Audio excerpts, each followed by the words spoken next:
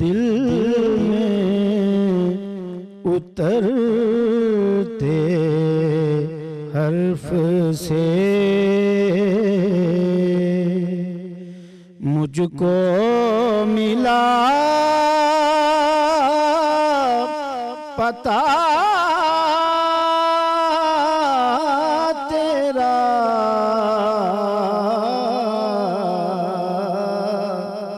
मोजज़ा हुस्ने सौत का ज़मज़मा सदा तेरा,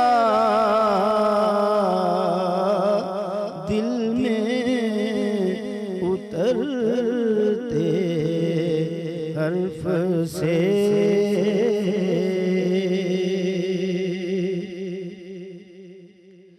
मेरा कमाल फन तेरे हुस्ने कलाम का गुलाम,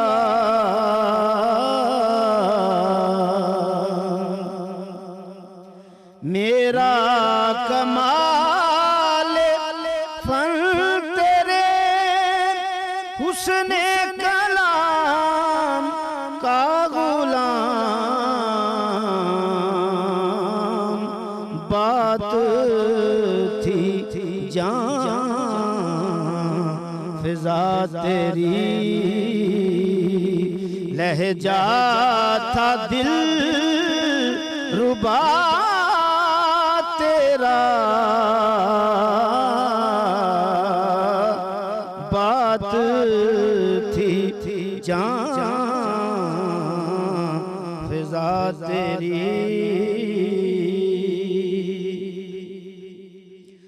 जान तेरी सरबसर जमाल, दिल तेरा आईना मिसाल,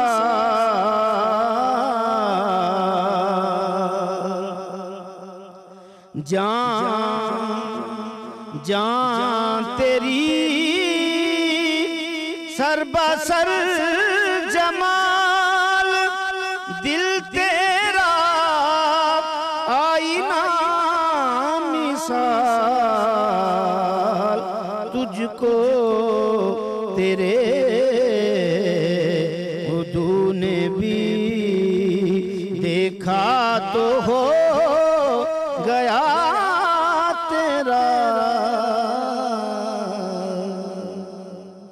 वाह वाह, तुझको तेरे उदू ने भी देखा तो हो गया तेरा, यानी कि दुश्मन ने भी जब आप हज़रत मोहम्मद मुस्तफ़ा सल्लल्लाहु अलैहि वसल्लम को देखा तो उनके हो गए। बहुत ही खूबसूरत नात रसूल करीम सल्लल्लाहु अलैहि वसल्लम सखावत अली नक्शबंदी साहब हमारे सामने पेश कर रहे थे। बहुत शुक्रिया जी सखावत साहब, बहुत खूबसूरत नात आपने हमारे लिए पढ़ी। अल्लाह आपके गले में, आपकी आवाज़ में और भी बरकत अता फरमाए। इस उम्मीद के साथ कि आप खैरियत से हैं जी। 14 रमज़ानुल मुबारक और खैर रमज़ान का भी आज 14वां एडिशन। मैं हूँ इमरान हसन और मैं हूँ अर्मला हसन। उम्मीद करते हैं आपका रमज़ानुल मुबारक का आज का यानी 14वां रोज़ा अच्छा गुजर रहा होगा। और अभी तक गर्मी ने अपना आज प्रॉपर वाला रंग दिखाया है, वेदर खासा चेंज हुआ है और दोपहर में जो धूप की शिद्दत थी उससे एहसास हो रहा था कि बहुत ज़्यादा गर्मी होने वाली है, तो वो सर्दियों वाला फेस तो निकल गया है। सो अल्लाह ताला हम सबके लिए आसानी करे और रमज़ान हमारे लिए बेहतर तौर पर हमारा अच्छे से गुजरे।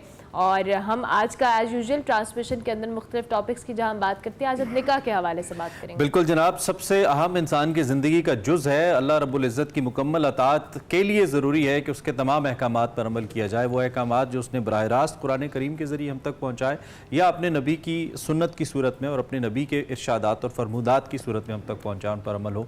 इस्लामी शरीयत जो है इसका मकसद यकीनी तौर पर इंसानी फ़लाह व बहबूद के अलावा कुछ नहीं है, इंसानी फ़लाह व बहबूद का मंबा है। और इस्लाम ज़िंदगी के तमाम तर उमूर, तमाम तर वसाइल मसाइल के हवाले से हमारी रहनुमाई करता है।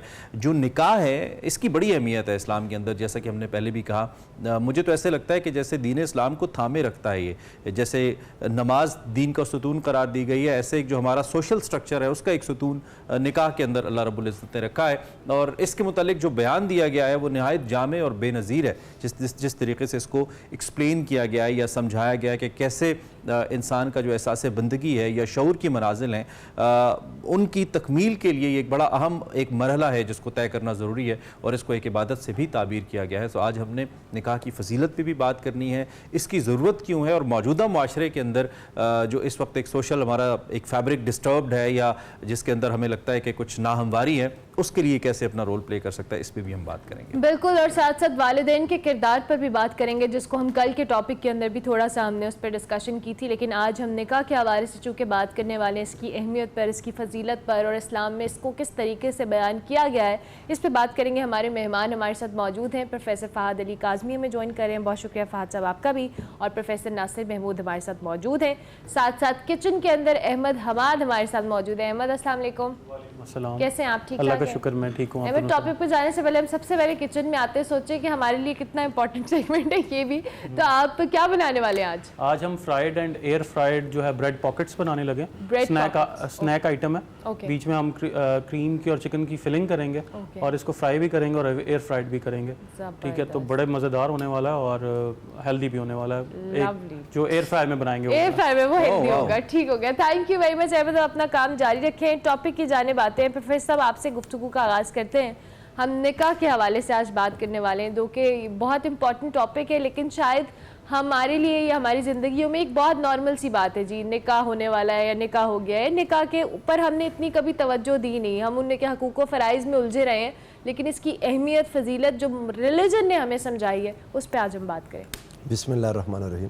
वाक़अतन बहुत अहम मौजू है और अहमियत भी है हर किसी के लिए। लोग इसके लिए, जो नौजवान इस वक्त जो शादी करना चाहते हैं, इसके लिए कोशिश करते हैं, स्ट्रगल करते हैं, और इंसान की ज़िंदगी का एक बड़ा हिस्सा तकमील तभी होती है जब शादी हो जाती है, फिर अल्लाह ताला औलाद अता करते हैं तो इंसान इससे आगे बढ़ता है। इस्लाम ने निकाह को महज फितरी ज़रूरियात की तस्कीन या इंसानी तकाज़ों की तकमील नहीं करार दिया, बल्कि इसे, जैसे अभी आपने इंट्रो में बात की, इंसान के दीन की तकमील करार दिया है। हुज़ूर नबी करीम सल्लल्लाहु अलैहि वसल्लम ने इसको फरमाया कि ये मेरी सुन्नत है। और आका अलैहिस्सलाम ने अपने जिस सहाबी को भी देखा कि वो इससे बच रहे हैं या नहीं कर रहे, तो नाराज़गी इख्तियार की। आका अलैहिस्सलाम ने फरमाया, इस्लाम में रहबानियत नहीं है, तुम क्या कर रहे हो? हज़रत एकाफ़ रज़ियल्लाहु तआला अन्हु, हुज़ूर अलैहिस्सलाम के एक सहाबी नौजवान थे और वसाइल रखते थे। हुज़ूर अलैहिस्सलाम ने उनसे पूछा, तुम्हारे पास बीवी है? अर्ज़ की, या रसूलल्लाह नहीं है। फरमाया, तुम तो पैसे भी हैं तुम्हारे पास और सलाहियत रखते हो। उन्होंने कहा, जी हाँ या रसूलल्लाह, इस्तात तो रखता हूँ। आका अलैहिस्सलाम ने उनसे फरमाया, फिर शैतान के भाई ना बनो, हमारी शरीयत में ऐसा कोई नहीं है। बाज़ शरीयतों ने इस अल्लाह के करीब होने के लिए ज़रूरी करार दिया कि आपकी शादी ना हो तो आप अल्लाह के ज़्यादा करीब हो सकते हैं, लेकिन इस्लाम ने इसका उल्ट बात कही और इस्लाम ने कहा कि अल्लाह के करीब होने के लिए इंसान का पाकीज़ा ज़िंदगी गुजारने के लिए शादीशुदा होना बहुत ज़रूरी है। और अगर किसी इंसान को ख्वाहिश भी मौजूद हो, इस्तिताअत भी हो और शादी ना करे, तो इस्लाम इस पर नाराज़ होता है और ऐसे अमल को मकरूह और नाजायज़ करार देता है। अब आप देखिए, कुरान पाक ने इस चीज़ को कि इंसान के लिए निकाह पर कारबंद रहना अल्लाह ने अपनी निशानियाँ करार दिया। वमिन आयातिही अन खलक़ लकुम मिन अनफुसिकुम अज़वाजा, अल्लाह ताला फरमाते हैं ये हमारी आयात और निशानियों में से है कि हमने तुम्हें जोड़े जोड़े बनाया। अज़वाज बनाना, बीवी के लिए उसका शोहर, शोहर के लिए उसकी बीवी, ये एक दूसरे का ज़ौज है, एक दूसरे का जोड़ा है। अल्लाह रब्बुल इज़्ज़त ने इनको किस लिए जोड़ा बनाया? फरमाया वजअलना लहुम अज़वाजन, उसको जोड़ा बनाया ताकि लितस्कुनू इलैहा, वो एक दूसरे से सुकून हासिल करें। तो अल्लाह रब्बुल इज़्ज़त ने इंसान को इसकी इबादत में शौक़ पैदा करने के लिए, रग़बत पैदा करने के लिए, अल्लाह रब्बुल इज़्ज़त का क़ुर्ब हासिल करने के लिए, अपनी नस्ल इंसानी की बका के लिए कई मकासद के लिए निकाह लाजिम किया। और हुज़ूर सल्लल्लाहु अलैहि वसल्लम ने एक बार नौजवानों को मुखातब फरमाया, या माशर शबाब, ए नौजवानों के गुरो, मन इस्तता मिनकुमुल बाअत फल्यतज़व्वज, जो अपने घरेलू मामलात को चलाने की सलाहियत रखता है चाहिए कि वो शादी करे। क्यों? फ़इन्नहु अग़द्दु लिलबसर व अहसनु लिलफ़रज। आका ने फरमाया तुम्हारी निगाहों को झुकाने वाली चीज़ है, तुम्हारी शर्मगाहों की हिफाजत है। वमन लम यस्तति फ़अलैहि बिस्सौम, और जो इसकी इस्तिताअत नहीं रखता, उसके पास माली वसाइल नहीं है, तंगी है, फरमाया फिर लाजिम है कि वो रोज़ा रखे। अब माह रमज़ान भी इसमें ये बात आ गई कि अगर वो शादी नहीं करता तो रोज़ा रखे, ताकि अपनी नफसानी ख्वाहिशात के अंदर बहक ना जाए, अपने आप को कंट्रोल में रखे और नेकी पर कायम रहे और बुराई की तरफ न जाए। इस्लाम का ये जो डिसिप्लिन है ये बड़ा सख्त है। इस्लाम ने बड़ी वाज़ेह लाइन इसके अंदर ड्रॉ की है, लेकिन फात भाई हमने तो इसको बड़ा कैजुअल कर दिया है। I mean to be in a relationship with someone, I mean it's very common आजकल की यंग जनरेशन में, फ़लाँ के साथ रिलेशन में हूँ, फ़लाँ से मेरा ब्रेकअप हो गया, फ़लाँ के साथ फ़लाँ को मैं डेट कर रहा हूँ, you know the kind of terminologies unfortunately that we use so casually. और इस्लाम ने इसमें बहुत टाइटन्ड लाइन रखी है, इस्लाम का डिसिप्लिन बहुत स्ट्रॉन्ग है। बड़ी उससे बात है, बहुत ही इंपॉर्टेंट एस्पेक्ट की तरफ इशारा किया आपने, और ख़ास तौर पे मॉडर्न कंटेम्प्रेरी कॉन्टेक्स्ट में। बुनियादी तौर पे जब इस्लाम में निकाह की बात है तो निकाह के साथ ये एक इंस्टीट्यूशन ऑफ फैमिली ने इससे जुड़ना है, और वो जो फैमिली है वो बिल्डिंग ब्लॉक है जिससे नेशंस बनती हैं, जिससे उम्मतें बनती हैं। और जब तक आप राइट्स और रिस्पॉन्सिबिलिटीज इसके अंदर नहीं रखेंगे तब तक बात बनेगी नहीं। तो जैसे आजकल हमारे यंग जनरेशन में हम देख रहे हैं, आज की जनरेशन में देख रहे हैं, तो वो एक कार्नल डिज़ायर्स की सेटिस्फैक्शन तो है, मगर वो जो रिस्पॉन्सिबिलिटीज़ का पहलू है, जो आपके ऊपर फ़राइज़ आयद हो जाएंगे, वो लेने के लिए हम तैयार नहीं है। लेकिन निकाह जो है वो एक पूरा कोड है, as a husband, as a wife, जहाँ पे वो एक ख़ास किस्म का प्लेजर या ख़ास किस्म की कंपेनियनशिप है। उसके अलावा 23 घंटे और भी हैं, 23 घंटे की और भी जिम्मेदारियां हैं, और कल को औलाद ने आना है, उसकी भी रिस्पॉन्सिबिलिटीज है। तो अगर मैं वैसे ही ब्लाइंड डेट कर रहा हूं और उस ब्लाइंड डेट की प्रोडक्ट में कोई बच्चा आ जाता है तो उसका फिर वाली वारिस कौन होगा? और वेस्ट के अंदर बाय द वे ये बड़े सीरियस प्रॉब्लम्स में वेस्ट फंस चुकी है, क्योंकि इंस्टीट्यूशन ऑफ फैमिली कॉम्प्रोमाइज हो चुका है वहां पे। जब आप डेट करते हैं, अब वहां पे तो देखें हाई स्कूल से ये बात शुरू हो जाती है। आपकी प्रॉम पार्टीज है, आप प्रॉम पार्टीज के लिए तैयार हो रहे हैं, एक दूसरे को प्रपोज कर रहे हैं, तो ये तो खालिस्तन एक एनिमलिस्टिक कार्नल बिहेवियर है। मतलब जब एनिमल इंस्टिंक्ट के ऊपर ही आप जा रहे हैं तो वो इंस्टीट्यूशन तो फिर कॉम्प्रोमाइज हो जाएगा। इस चीज का नॉर्मलाइज हो जा रहा सोसाइटी में कैसा है? क्योंकि हमारी सोसाइटी में ये नॉर्मलाइज हो रही है, बड़े बड़े मीडिया प्लेटफॉर्म्स पे बड़ी बड़ी celebrities, and we all know, I mean they post there things, वो अपनी पिक्चर्स लगाते हैं, उसको इंडोर्स करते हैं, नजर आते हैं इकट्ठे। कुछ लोग तो ऐसा लगता था कि वो मियाँ बीवी ही हैं, but they were in a live in relationship. I mean ऐसा भी रहा हमारे यहाँ, अभी भी है। तो इसका नॉर्मलाइज हो जाना मुआशरे के लिए कैसा है? इसका नॉर्मलाइज हो जाना बिल्कुल भी अच्छा नहीं है, इसका नॉर्मलाइज होना बिल्कुल भी अच्छा नहीं है। हैविंग सेड दैट, मैं एक और बात यहाँ पे कहूंगा इस मॉडर्न कॉन्टेक्स्ट के हवाले से। अगर आप निकाह के लिए कॉन्वर्जेशन कर रहे हैं, अगर दो एडल्ट्स या दो फैमिलीज, दो बच्चों का निकाह करना चाहते हैं और फिर उनकी कोई कॉन्वर्जेशन होती है, तो दीन में उसकी गुंजाइश है। That is another thing, because आप शादी की तरफ जाना चाह रहे हैं, आप एक हलाल चीज की तरफ जाना चाह रहे हैं। लेकिन अगर आप शादी नहीं करना चाह रहे और उसके अलावा आप सब कुछ कर रहे हैं, तो ये तो बहुत ही कैलस बिहेवियर है ना। इसकी तो दीन में, शरीयत में किसी किस्म की कोई गुंजाइश किसी लेवल पे नहीं निकलेगी। ये एनिमलिस्टिक बिहेवियर है। एट अ लाइटर नोट, मैं बिल्कुल अब बात को एक और तरफ लेके जाता हूँ। मुझे हजरत अली हजवेरी दाता साहब की कोटेशन याद आई। वो फरमाते हैं कि अगर मियाँ बीवी के दरमियान मोहब्बत हो तो निकाह से बेहतरीन कोई और बॉन्ड नहीं है। वाह। लेकिन अगर मियाँ बीवी के दरमियान नफरत हो तो इससे बड़ा रंज और तकलीफ और आजमाइश और टेस्ट भी नहीं है। वाह वाह वाह। तो मेंटल कंपैटिबिलिटी इस रिलेशनशिप की बहरहाल उसको इवैल्यूएट करना, जैसे दीन के अंदर कॉन्सेप्ट है कुफ का, कि आप अपने इक्वल्स के साथ शादी करते हैं, उसके अंदर आपकी सोशियोलॉजिकल, साइकोलॉजिकल, फाइनेंशियल, ये सारे मामलात कहीं ना कहीं टैकल होते हैं। एक बच्ची जब अपने पैरेलल उसी तरह के घर वाले तौर तरीकों में जाएगी तो कंपैटिबिलिटी का चांस होगा, तो वहां पे एक प्रोबेबिलिटी होगी। लेकिन अगर वो कोई ऐसा फैसला अपने इमोशंस में कर लेती है, या कोई लड़का इमोशंस में ऐसा फैसला कर लेता है और बाद में वो इक्वल और पैरेलल साबित नहीं होते तो वो फिर एक प्रॉब्लम है। ठीक है, और वो प्रॉब्लम देख रहे हैं हम बात करेंगे भी। ऑब्वियसली कंपैटिबिलिटी की जहाँ बात की है, इसमें फैमिलीज का रोल और वालिदैन का रोल भी बहुत इंपॉर्टेंट होता है कि जब बच्चों के रिश्ते किए जाते हैं तो उसके बाद जो किन फैक्टर्स को मद्देनजर रख के एक ताल्लुक जोड़ने की कोशिश करनी चाहिए, इस पर बात करेंगे। एक ब्रेक लेंगे, ब्रेक के बाद हाजिर होंगे। आप देखते रहिए खैर रमज़ान। खैर रमज़ान में आपको एक बार फिर से खुशामदीद। हमारे माशरे के अंदर जहाँ पे बहुत से लोग बहुत अच्छा काम कर रहे हैं, वहीं पे कुछ माशरे में ऐसे नासूर भी हैं जिनकी निशानदेही बहुत ज़रूरी है। जो माशरे में कुछ ऐसे इक़दाम कर रहे हैं या ऐसे अमाल कर रहे हैं जिनकी निशानदेही किए बगैर या अगर ना की गई तो शायद बहुत सारी इंसानियत का नुकसान हो सकता है। एक ऐसा सेगमेंट है हमारे पास, इसका टाइटल है गिरफ्त, और इसमें हम ऐसे ही कुछ अवामिल की न सिर्फ निशानदेही करेंगे बल्कि कोशिश करेंगे कि उनको कार अंजाम तक भी पहुँचाएँ। गिरफ्त के अंदर आज किस माफिया के ऊपर नज़र है और क्या बात हो रही है आपको दिखाते हैं।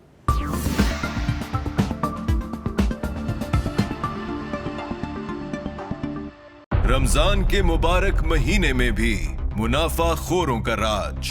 कोई एसओपीज फॉलो हो रही है यहाँ पे? कोई फूड लाइसेंस अभी तक इन्होंने शो नहीं किया है। केचप और मेयोनीज में गंदगी और केमिकल की मिलावट। नाज़रीन, इस वक्त हम न्यू कराची में एक केचप का कारखाना है जहाँ जो है फूड अथॉरिटी जो है यहाँ पर सरप्राइज विजिट करने के लिए आए हैं। तो आइए देखते हैं कि यहाँ केचप किस तरह से तैयार किया जा रहा है।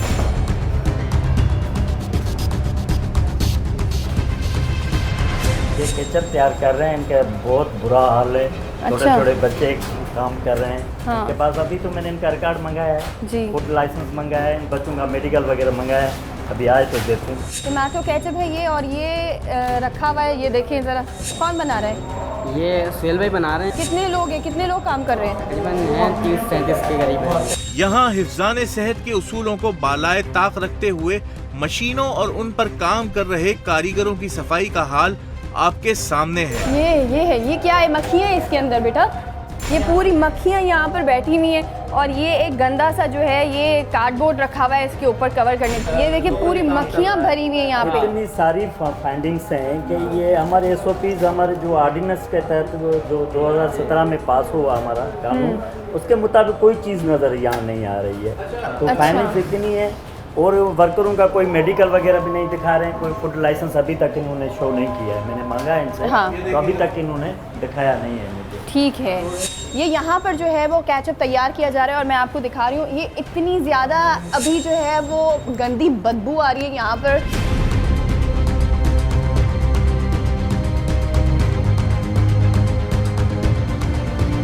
क्या तैयार किया जा रहा है भाई यहाँ पे? कैसे तैयार हो रहा है, दिखाएं ज़रा आप हमें कैसे तैयार हो रहे हैं। शदीद किस्म की जो है वो इस वक्त बदबू आ रही है। ये ढक्कन देखें इसका, ये देखें, ये ठीक तरीके से साफ़ नहीं होता। ये देखें आप, इसके साइड्स देख रहे हैं, और इसमें जी ये देखें आप, ये क्या है, ये क्या है, ये क्या है? ये लूज ऑयल इस्तेमाल कर रहे हैं जो ममनू है, बिल्कुल बैन है इस पर। ये तो इनको इस्तेमाल करना नहीं है। मायोनीज की तैयारी में यह खुला ऑयल जो कि किस जुज से निकाला गया है कुछ नहीं मालूम। इस खुले तेल के इस्तेमाल और फरोख्त पर पहले ही पाबंदी आयद है, मगर यहाँ तेल जिसमें से उठने वाली अजीब सी बदबू को मजीद एसेंस और केमिकल की मदद से मिटाया जाएगा। आपके जिस्म में जाकर क्या वबाल खड़ा करेगा अंदाजा लगाना मुश्किल है। ये क्या चीजें हैं मैं आपको बताऊँ, ये पता नहीं चले। इतनी ज्यादा गंदगी है यहाँ पर। यहाँ से अभी सैंपलिंग करेंगे, फिर लैब भेज रहे हैं, कौन सा आयल है पता लग जाएगा। ये देखिए सर, ये बताइएगा ये इस्तेमाल हो सकता है क्या? ये पता नहीं, ये पता नहीं है कितने % बना हुआ है, और इनको ये भी नहीं पता कि किस मिकदार पे ये इस्तेमाल करना है।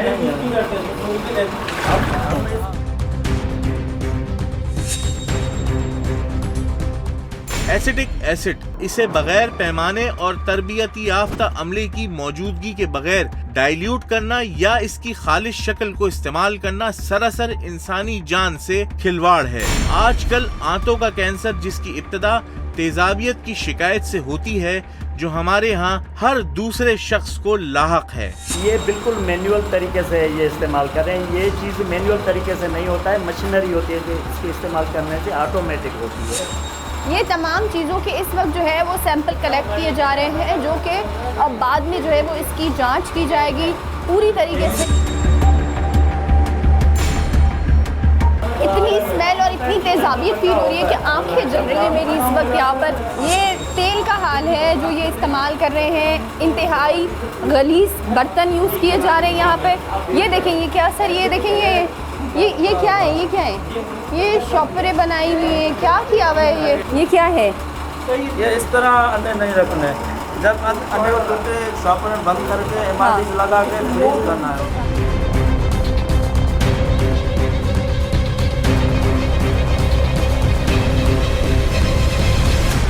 जो ड्रम यूज़ कर रहे हैं ये फुट ग्रेड नहीं है, किलो ड्रम है। हाँ, तो इसको ड्रम भी चेंज करने चाहिए।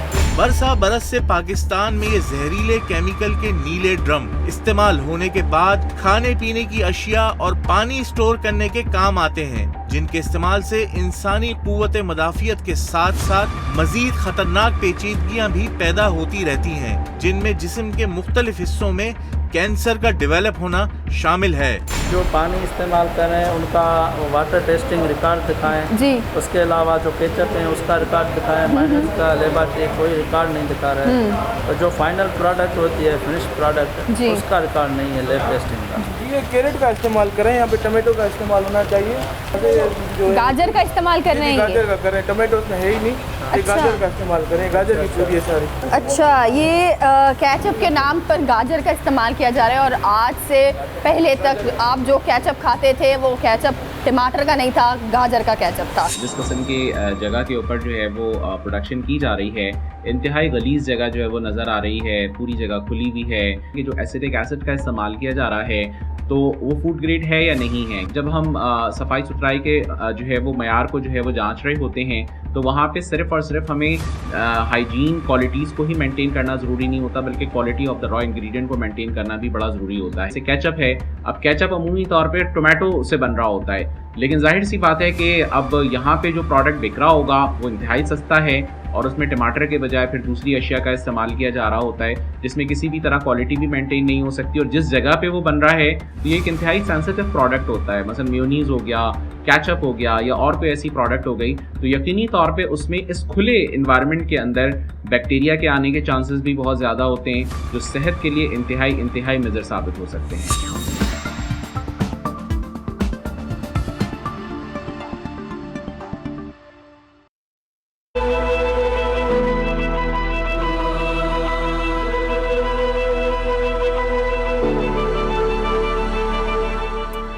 रमज़ान में एक बार फिर आपको खुश आमदीद कहते हैं। उम्मीद के साथ कि हमारे साथ मौजूद है और आपकी भी इफ्तार की तैयारियां साथ साथ चल रही हैं। हमारे साथ शेफ़ अहमद अम्माद हमारे किचन में एज़ यूजुअल मौजूद हैं और जैसा कि हमने वादा किया था, इस पे वादा तैयार कर चुके हैं। आज की जो डिश है हम उन्हीं से बात करते हैं और पूछते हैं कि what is the recent and latest update. जी अहमद साहब। इमरान भाई, हमने जो है वो अपनी रेसिपी तैयार कर ली है, स्नैक आइटम है। ओके, ठीक है।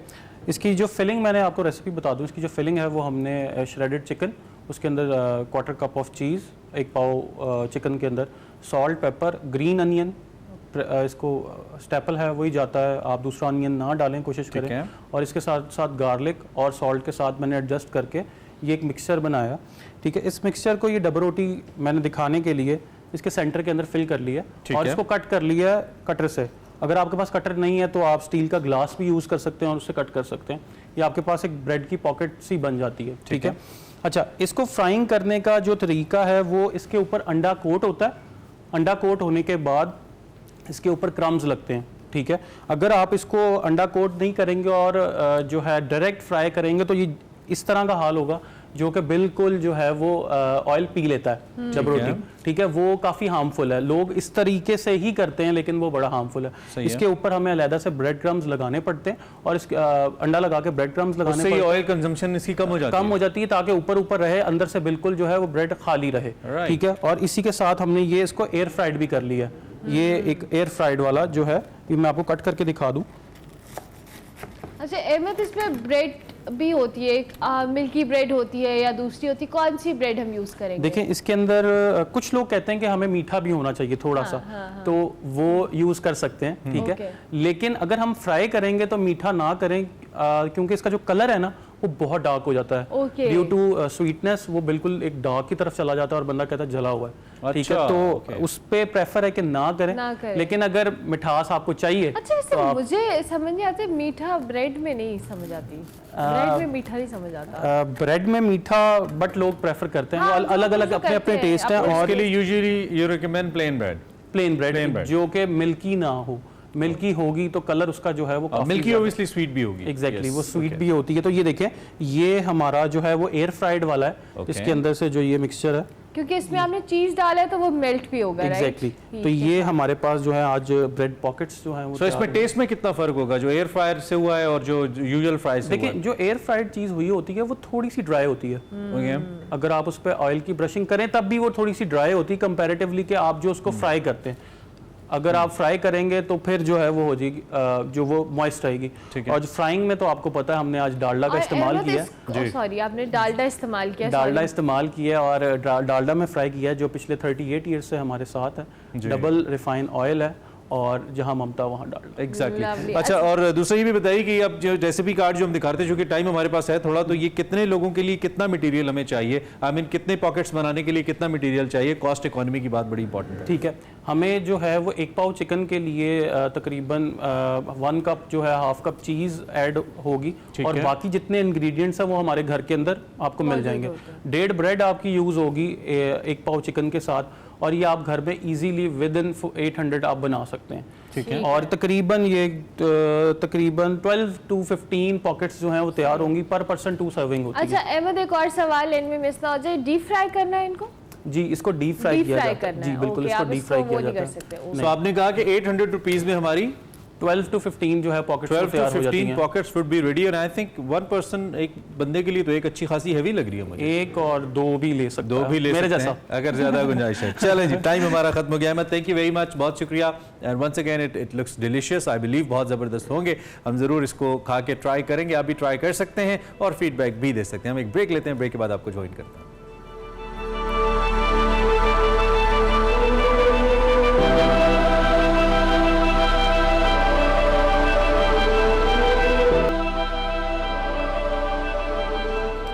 रमज़ान में आपको एक बार फिर से खुश आमदीद। निकाह के हवाले से हम बात कर रहे हैं। हमने मॉडर्न सोसाइटी के अंदर जो चैलेंजेस हैं निकाह से पहले के इनफैक्ट उस पर भी बात की, लेकिन प्रोफेसर जिस तरह से अभी हम बात करते थे वालिदैन के किरदार के हवाले से, और अभी फ़ाद साहब ने कंपैटिबिलिटी का भी जिक्र किया। उन्होंने कहा कि कंपैटिबल होना, अपनी जैसी फैमिलीज़ में जाना, फिर वो जो एडजस्टमेंट इशूज़ होते हैं वो भी उस तरह से नहीं रहते हैं। लेकिन अनफॉर्चुनेटली हमारे यहाँ, जिसको हम कल भी शायद ऑफर डिस्कस कर रहे थे, कि कंपैटिबिलिटी को देखकर या चीज़ों को मॉनिटर करके रिश्ते नहीं किए जाते, और फिर मजबूरी में, जल्दबाजी में जो रिश्ते किए जाते हैं उनका आफ्टर इफेक्ट्स जो होते हैं वो बड़े ख़तरनाक होते हैं। बिल्कुल दुरुस्त बात कही है आपने, लेकिन इससे पहले बुनियादी तौर पर एक चीज़ समझ लेनी चाहिए, औलाद को भी और वालिदैन को भी। औलाद को तो ये समझना चाहिए कि वो वालिदैन जिसने इंसान को पाला, बड़ा किया, जवान किया, बहरहाल उनके हुकूक हैं, उनकी कुछ उनका एहतराम है, और उनकी इजाज़त का इस मामले में लेना बहुत ज़रूरी है।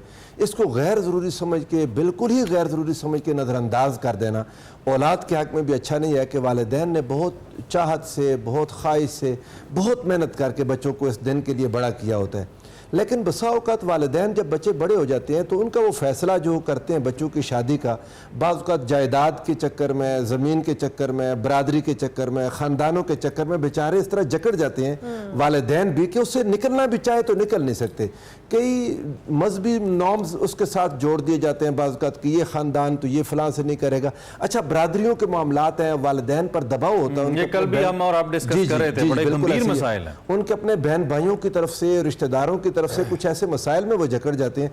औलाद का काम है कि यहाँ पर हिकमत के साथ कोशिश करके वालिदैन को उस मुश्किल से निकाले और अपने साथ लाए। अच्छा, ये बड़ा अहम नुक्ता है, इसको जरा एक्सप्लेन करें। ये जो खानदानों के अंदर निकाह का कॉन्सेप्ट है, कल हमने बड़ी डिटेल इसमें ऑफर डिस्कशन की थी, हम ऑनर भी मैं चाहता हूँ बात करें, क्योंकि लोगों की जिंदगियां खराब हो जाती हैं, बच्चों की खास तौर पे, कि जी हमारा ये खानदान है, इसके बाहर हमने रिश्ता नहीं करना, और उस चक्कर के अंदर लड़कियां बूढ़ी हो जाती हैं या लड़कों की शादियां नहीं होती। लड़कों की तो फिर भी हो जाती हैं, लड़कियों को खास तौर पर बड़े मसाइल होते हैं।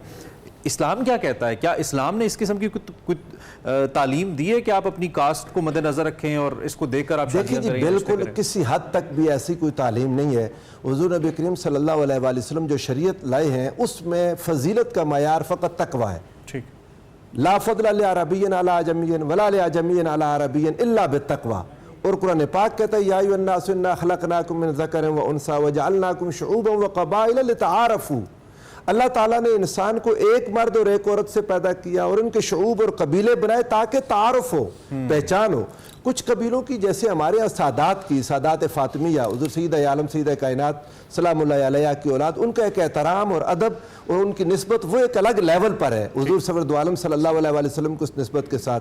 लेकिन उसको रिश्ते के अंदर रुकावट बना के इस्लामी तौर पर उसकी हुर्मत का इकरार करना, ये बहरहाल कुरान मजीद की तालीमात के मुताबिक नहीं लगती ये चीज़। अल्लाह रब्बुल इज़्ज़त ने इन हुज़ूर सल्लल्लाहु आलम सल्लल्लाहु अलैहि वसल्लम ने हज़रत उसामा बिन ज़ैद की शादी अपनी फूफीज़ाद हज़रत ज़ैनब बिन्त जहश से करवा दी। आका अलैहिस्सलातु वस्सलाम बाद में वो उम्महातुल मोमिनीन में आ गई, एक लंबी तवील वाक़या है। लेकिन अल्लाह ताला ने और नबी करीम सल्लल्लाहु अलैहि वसल्लम ने इस तरह की पाबंदियां नहीं लगाई। तो अब वालिदैन जो फंस जाते हैं इन पाबंदियों में अपने सोशल बिहेवियर की वजह से। हमारे यहाँ सिर्फ एक सादात में नहीं है, और मसलन हम गुजर फैमिली से हैं, आपकी फैमिली जी ऐसे ही हर फैमिली में, हर दूसरी फैमिली में मसाइल है। लोग खानदान से बाहर जाना नहीं चाहते, उसमें कोई सहूलतें होती हैं, कोई फैसिलिटेशन अपने लिए देखते हैं कि वाकफकार है, एक दूसरे को देखा हुआ है, जाना हुआ है। हालांकि तकलीफ में देखें तो सगी खाला के घर भी, सगी फूफी के घर भी बच्चियों के लिए मसाइल बन जाते हैं, और अगर ना बने तो बिल्कुल कोई रिश्तेदारी हो तो मसाइल नहीं बनते। तो इन चीजों को आड़े नहीं आने देना चाहिए। अगर बच्चे की कोई डिमांड है बेटे या बेटी की, तो वालिदैन को उसको हमदर्दी के साथ उस पर गौर खोज करना चाहिए। वालिदैन को और औलाद को आपस में डिस्कशन करनी चाहिए, उसके पॉजिटिव और नेगेटिव एस्पेक्ट्स पर गौर करना चाहिए। फिर किसी अच्छे आलिम से, किसी अच्छे फैमिली के किसी बड़े से या किसी से मशवरा करके तो इनको आपस में मिल जाना चाहिए शादी के मौका पर। ना ये कि औलाद वालिदैन को बिल्कुल बेवजन करके फेंक के दौड़ जाए।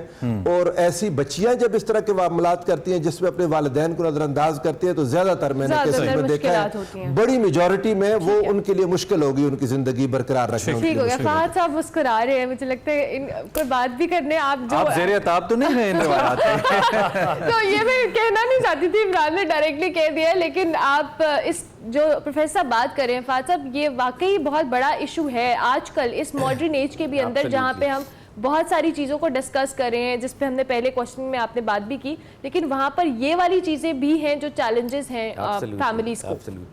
मैं तो नासिर साहब से बहुत अग्री करूँगा एक लेवल पे, पेरेंट्स को कभी भी नज़रअंदाज नहीं करना चाहिए। अगर आपकी कोई ख्वाहिश है भी तो उनको मना लें, टेक देम ऑन बोर्ड, उससे एक बरकत मिलती है। वालिदैन मोहब्बत करते आ जाते हैं। हाँ, टेक देम ऑन बोर्ड और उससे बरकत होती है। दूसरी बात ये है, और ये इंपॉर्टेंट बात है, जितनी तेजी से ज़माना बदल रहा है, बच्चों और पेरेंट्स के दरमियान एक जेन्युइन जनरेशन गैप आ चुका है। बिल्कुल, बच्चों का एक्सपोजर किसी और तरह का है, पेरेंट्स का एक्सपोजर किसी और तरह का है। अब जब एक बच्चा या बच्ची जब वो कॉलेज में, यूनिवर्सिटी में जाएगा, लोगों से मिलेगा, इंटरैक्ट करेगा, तो ये तो एक बहुत ही फितरी बात है कि उसकी कहीं पे लाइकिंग डेवलप हो जाए, उसको कोई पसंद आ जाए, या उसको ये लगे कि यहाँ पर कंपैटिबिलिटी है। और अगर वो उस कंपैटिबिलिटी को निकाह के लेवल पे परस्यू करना चाहता है तो ये तो ऐन इस्लाम है। बिल्कुल ठीक, इसमें तो फैसिलिटेट ही करना चाहिए उसको। तो मुझे लगता है बाज़ औक़ात, अभी मैंने थोड़ा सा वेस्ट को क्रिटिसाइज किया, मैं वेस्ट की एक अच्छी बात आपसे शेयर करूँ। बाज़ औक़ात ऐसी चीज़ों पर हम एनर्जी वेस्ट करते हैं जो कि बहुत ही सिंपल होती हैं। अगर पेरेंट्स और बच्चे निकाह कर दें, फौरी हो जाए, जल्दी हो जाए, तो वो जो इतना ज़्यादा हम स्यापा डालते हैं, होना तो वही है at the end of the day. तो वो हमारी एनर्जी भी वेस्ट होती है, बैड ब्लड भी आता है, बच्चे और पेरेंट्स के दरमियान भी गैप आते हैं। जो आने वाली होती है या आने वाला दामाद होता है, उसके साथ भी पहले ही बैड ब्लड, जबकि आपने अल्टीमेटली मान भी जाना है। हाँ। तो बाज़ औक़ात हम टाइम ज़ाया करते हैं। यहाँ पे थोड़ा सा पेरेंट्स को अंडरस्टैंडिंग होना पड़ेगा कि अगर मेरा बच्चा, मेरी बच्ची, मतलब वो यूनिवर्सिटी में चला गया, उसने MBA कर लिया, इंजीनियर, डॉक्टर, अब एक डॉक्टर खातून है, वो बहुत हद तक इनलाइटेंड है, बहुत हद तक वो अपना नफ़ा नुकसान जानती है, कोई चार्टर्ड अकाउंटेंट है, कोई मीडिया पर्सन है। और बाय द वे इंसान भी सेल्फिश है ना कहीं, वो भी अपने लिए गलत चॉइस तो नहीं करना चाहेगा। ये तो मेरा ख्याल है पुराने वक्तों में कोई कहानियां होती होंगी कि कोई औरत या किसी मर्द को बड़ा ही इश्क के सेंस में हो गया कि कुछ देखा ही नहीं। अब तो जब भी लड़का लड़की भी इकट्ठे होते हैं, हाँ, अब तो बड़ा रैशनल इश्क होता है। ये जो इससे पहले पॉइंट हम डिस्कस करते हैं, इसमें मैं थोड़ी सी एडवोकेसी दूसरी तरफ भी, जो यंगर लॉट है, यंगर जनरेशन, उसके बिहाफ पे भी मैं एक सवाल आपके सामने रखना चाहता हूँ, और वो है कि निकाह को जितना मुश्किल या शादी को जितना कॉम्प्लिकेटेड और जितना एक जैसे कहना चाहिए ना कि लुक्रेटिव किस्म की शादियां, महंगी खर्चे चाहिए, शादी करने के लिए इटसेल्फ इतना बजट चाहिए, पूरी जिंदगी का बजट एक तरफ और ये एक दिन का बजट एक तरफ, तो उसमें फिर हम गिला तो नहीं कर सकते कि हमारी यूथ इस किस्म की हरकतों में पड़े कि you know living relationships and all that उस तरह की। तो इसका मतलब है हमारा मुआशरा कहीं ना कहीं उस चीज़ को हवा भी तो दे रहा है निकाह को मुश्किल करके। आप बिल्कुल सही कह रहे हैं, यहाँ पे जना आसान है, निकाह मुश्किल है। ये इस पे पूछोगी रोज़े मैशर, ये आसान या सादी बात नहीं है। प्रॉफिट सल्लल्लाहु अलैहि वसल्लम ने तो निकाह की ऑस्टेरिटी पर अल्ट्रा एम्फसिस किया, इसमें आसानी होनी चाहिए, इसमें आसानी होनी चाहिए। बेहतरीन वलीमा वो है जिसमें सब लोग शामिल हो। मतलब यहाँ पे आपने वलीमा, वही आपकी बात है, मैं पूरी जिंदगी में उतना नहीं खर्चता जितना एक दिन में मैंने मेरी फोटोग्राफी अलहदा, मेरी कोरियोग्राफी अलहदा, मेरी दुल्हन का एक एक ड्रेस अलहदा, उसके मेकअप अलहदा, मेरे अपने फोटोशूट्स अलहदा, लटरम पटरम। मतलब करें टू एन एक्सटेंट। मतलब नबी सल्लल्लाहु अलैहि वसल्लम ने शादी की फेस्टिविटी को भी एक्नॉलेज किया कि वो शादी जिसमें दफ ना हो वो शादी नहीं, शादी ऐलान है। तो खुशी के ऐलान को ऑस्टेरिटी के साथ करना है, मयाना रवी के साथ करना है। आप रियाकारी में या आप एग्जैजरेटेड जब मामला करते हैं तो आप तो वैसे ही शैतान के भाई हैं। अब सैयदा कायनात सलामुल्लाह ताला अलैहा की शादी, एक ये जो फेस्टिवल ऑफ शादी है वो हमारे लिए मिसाल है। लोगों को शायद लोग इसको इस तरह से परसीव नहीं करते। जो जहेज सरकार दो आलम सल्लल्लाहु अलैहि वसल्लम ने दिया था वो हजरत अली उल मुर्तज़ा के पैसों से दिया था। अल्लाह। हजरत अली उल मुर्तज़ा ने वो ढाल बेची थी, हजरत उस्मान ने खरीदी थी, वो पैसे हजरत अली उल मुर्तज़ा को मिले, वो पैसे नबी सल्लल्लाहु अलैहि वसल्लम की बारगाह में हाजिर किए। तो मौला अली ने एक रिवायत कायम की कि मैं दूसरी तरफ से नहीं कुछ ले रहा। एब्सोल्युटली, और भी कोई ना ले। वो वलीमे के भी पैसे उसी में से हुए। वाह। और वो जो जहेज है जो सरकार ने दिया सल्लल्लाहु अलैहि वसल्लम, वो हजरत अली ने दिया था असल में। यानी ये हस्बैंड की रिस्पॉन्सिबिलिटी है कि अपने आने वाली खातून के मामलात को आपने टेक केयर करना है, उसके पेरेंट्स ने नहीं करना। तो उस लिस्ट का क्या करें जो पहले होने वाली सास साहिबा जाके बच्ची के वालिदैन को देती हैं? सूटों की लिस्ट, 100 गाड़ियों की, प्लॉट्स की, सब कुछ। मैं इस पे बहुत What not? बहुत ज़रूरी चीज़ है जो हक मार, उससे सारे जान छुड़ाते हैं। आजकल मैंने लाहौर में देखा, लड़की के वालिदैन बेचारे तो बोल नहीं पा रहे होते, लड़कियों के लिए रिश्तों के मसाइल हैं काफ़ी ज़्यादा। तो जब हक मार लिखने का वक्त आता है ना, फॉर्म फिल करते हैं जी हक मार कितना है, तो लड़की के वालिदैन लड़के वालों की तरफ देखते हैं, वो एक जुमला बोलते हैं, कहते हैं जी हक मार शरी। मैंने उनसे कहा बाकी सारी शादी में कोई शरी चीज दिखा दें जो आपको हक मार शरी होने पर वो लिस्ट भी शरी नहीं। हाँ, वो उस लिस्ट से लेकर सारी हरकतें गैर शरी हैं।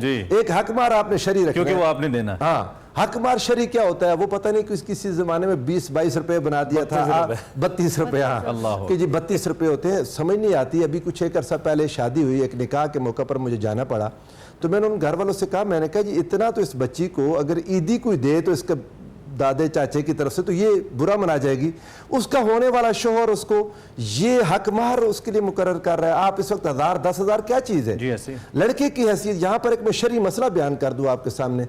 हुजूर सरवर दो आलम सल्लल्लाहु अलैहि वसल्लम ने लड़के की हैसियत से ज़्यादा हक मार को नापसंद किया, लड़के की हैसियत से ज्यादा। आका ने फरमाया ला तगालू फिल मुहूर, महर में गुलुव न करो। गुलुव क्या है? लड़का जितना दे सकता है उससे बहुत ज्यादा लिखवा लेना ताकि ये बाद में जुदाई ना कर सके। ना सब टाइम कम है, इसका फिर हल क्या है? स्टेट कोई रोल प्ले करे, एक लिमिट बढ़ाए, स्टेट कुछ मुकर्रर करे वो लड़की की सेफ्टी के लिए। ये सवाल आपके पास वक्त होगा तो फिर आपने चले थोड़ा 1 मिनट है जी जी जो बता उसमें ये कदर सैयदना फारूक आज़म रज़ियल्लाहु ताला अन्हु ने कोशिश की, एक कोशिश की कि मैं हक मार को महदूद कर दूं, तो एक खातून खड़ी होगी, उसने कहा आप ये नहीं कर सकते, जो काम अल्लाह और उसके रसूल ने नहीं किया आप नहीं कर सकते। पूछा कैसे नहीं किया? उन्होंने कहा कुरान मजीद में अल्लाह ताला ने फरमाया वइना आतैतुम इहदाउन्ना क़िन्तारन फला ताख़ुज़ू मिन्हु शैया, अगर तुम इन औरतों को ढेरों का ढेर सोना हक मार में दे दो तो वापस नहीं ले सकते। ढेरों का ढेर मुतलक है, उसको आप मुक़य्यद नहीं कर सकते। हज़रत उमर मान गए इस बात को। इसमें होता यह है कि कोशिश ये करें कि लड़के की हैसियत के मुताबिक खानदान वाले फैमिली वाले जब मिलते हैं वो कितना उसकी 1-2-3 महीनों की तनख्वाह रख लें, लेकिन इतना ज्यादा ना कर लें। पॉइंट ऐड करना चाह रहा हूं, मैं क्विकली सिर्फ ऐड करना चाहता हूं, कुछ मामलात ऐसे हैं जो स्टेट के लेवल पे रेगुलेट नहीं होते, इंडिविजुअल के लेवल पे रेगुलेट होते हैं। तो ये मामलात ऐसे हैं कि हमने इंडिविजुअल के लेवल पे तरबियत करनी है, स्टेट इस लेवल पे कानून साजी करने की मजाज नहीं है। ठीक है, मतलब ये दीन के फ्यूचर में इंडिविजुअली हम इसमें तरबियत जरूर करेंगे। ठीक है, ठीक है, ठीक है। और एक नंबर की तरफ हम नहीं जा सकते क्योंकि वो हमारा मैंडेट नहीं है। क्योंकि कुछ चीजें स्टेट ओरिएंटेड है, कुछ चीजें दीन में इंडिविजुअल ओरिएंटेड है, और वो ओपन एंडेड भी है, इंडिविजुअल ओरिएंटेड है। ठीक हो गया। Thank you very much father Azmi, बहुत शुक्रिया। प्रोफेसर आपका भी बहुत शुक्रिया। निकाह के हवाले से जी हम बात कर रहे थे, हमने ब्रेक लेनी है, ब्रेक के बाद वापस आएंगे। आप देखते रहिए खैर रमज़ान। उम्मीद करते हैं आपको हमारी आज की ट्रांसमिशन पसंद आई होगी और इसमें आपने कुछ ना कुछ सीखा होगा। हम रोज़ाना यही कोशिश करते हैं कि कोई ऐसी बात ज़रूर हो जिससे आप या हम कोई ना कोई नसीहत या कोई ना कोई सबक या कोई ना कोई जो कह लें एक अच्छी चीज़ सीख सके अपनी इस ट्रांसमिशन के अंदर। प्रोग्राम का वक्त ख़त्म हो रहा है, हम आपसे कल मिलेंगे, लेकिन जाते जाते हम आपको दिखाएंगे अपना सेगमेंट अखलाकियात, जिसमें वकार अहमद मलिक आज बड़े ही इंपॉर्टेंट टॉपिक पे बात करें। जी, रमज़ान में अक्सर हम रोज़ पे जब घरों से निकलते हैं या घर जा रहे होते हैं तो हमने देखा है लोगों को बड़ा गुस्सा आ रहा होता है। तो ये इफ्तारी से पहले जो गुस्सा आता है, क्यों आता है और ये गुस्सा करना चाहिए या नहीं करना चाहिए, इसी पे बात हो रही है सेगमेंट अखलाकियात में। हमारी तरफ से अल्लाह हाफ़िज़। अल्लाह हाफ़िज़।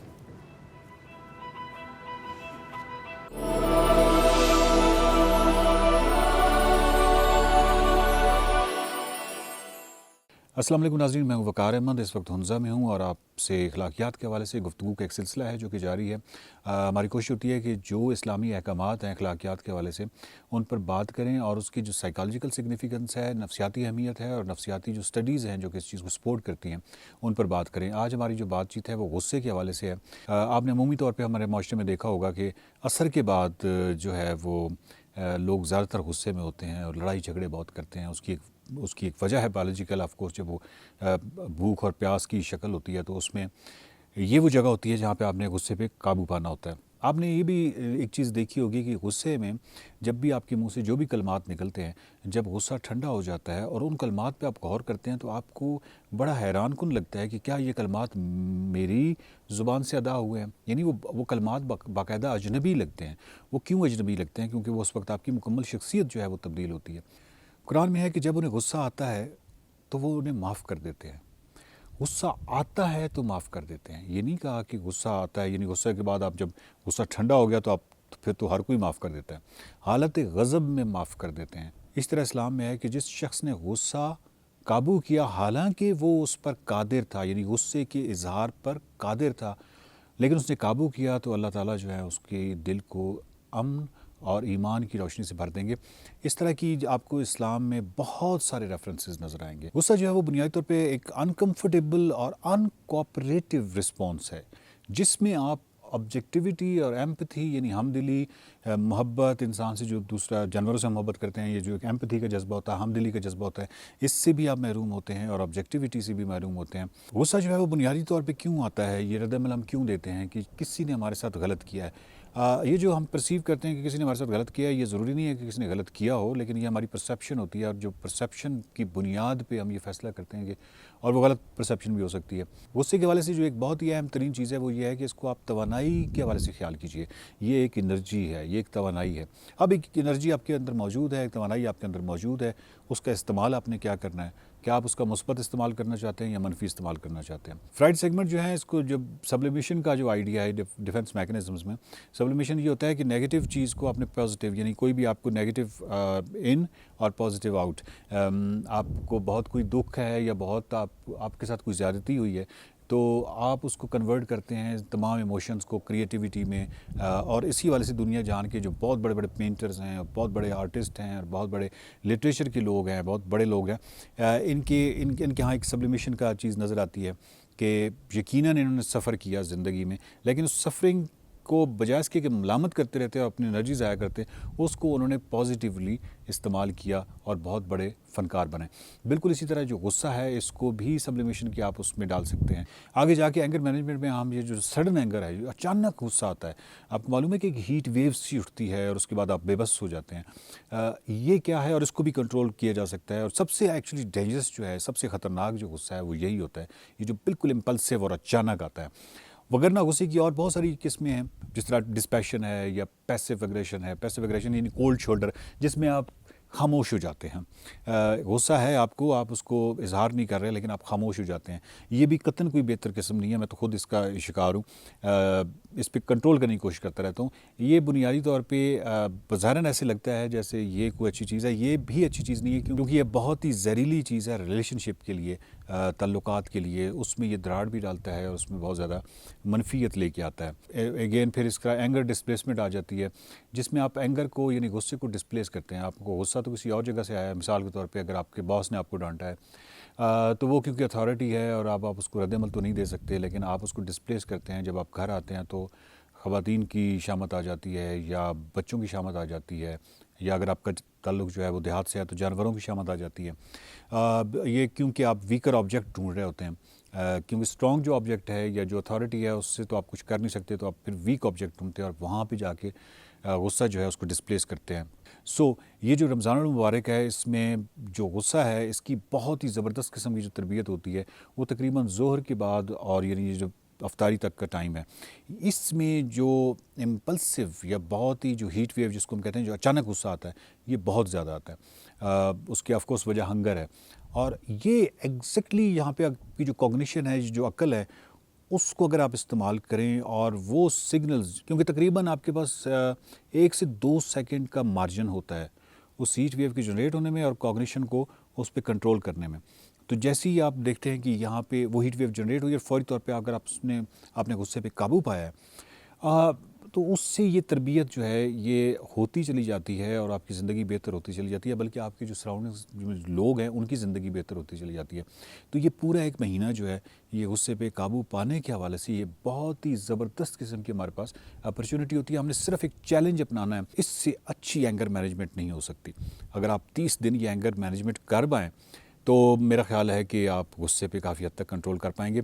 बच्चों के हवाले से भी बात करेंगे कि बच्चों पे जो जज्बात का जो कंट्रोल है उनको कैसे उसकी तरबियत देनी है, और उस बाद एंगर मैनेजमेंट की टेक्निक्स पे भी बात होगी। लेकिन बुनियादी तौर पे इस वक्त आपका जो चैलेंज है वो ये है कि इस रमज़ान मुबारक में आपने ज़ोर से लेकर अफ्तारी तक किसी सूरत में भी गुस्सा नहीं करना।